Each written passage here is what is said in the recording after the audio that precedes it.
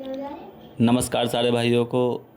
आज होलिका दहन होने वाला है, जिसमें पंडित जी ने होलिका दहन का शुभ मुहूर्त 2:30 बजे का बताया है और हम 2:30 बजे तक जागने का कोई ऐसा इंतज़ाम देख रहे हैं कि जिससे 2:30 बज जाएं और होलिका दहन का समय हो जाए। तो हमने क्रिकेट खेलने का प्लान बनाया है, जिससे आराम से समय कट जाएगा और 2:30 बज जाएंगे।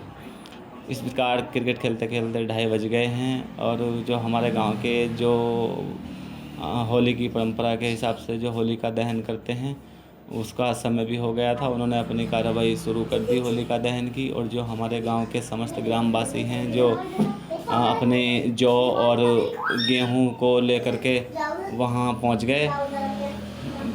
गए हैं अपनी जौ और गन्ने को जौ को भूनने के लिए। और अभी कुछ ही समय में ये होलिका दहन किया जाएगा और ये हमारे गांव के सारे समस्त ग्रामवासी होलिका दहन का इंतज़ार कर रहे हैं। और इनको भी सभी को नींद आ गई थी 2:30 बजे जैसे, तो इनको भी अपना ये जो गन्ना और जौ लेकर के होलिका दहन स्थल पर पहुंच गए हैं।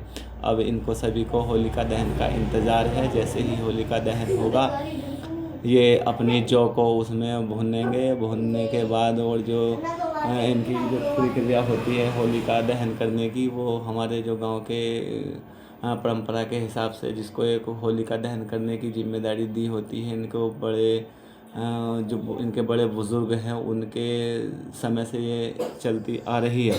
इन्हीं को ही होलिका दहन करना होता है। अब होलिका दहन कर दिया गया है, जो उनको अग्नि प्रज्वलित कर दी गई है। अब ये सारे समस्त ग्रामवासी जो होलिका दहन का इंतज़ार कर रहे थे वो अपनी जौ उसमें भूनने लगे हैं। ये देखिए आप किस तरह से सारे व्यक्ति अपनी अपनी जौ को उसमें अग्नि के बीच में ले आकर के भून रहे हैं उनको। ये देखिए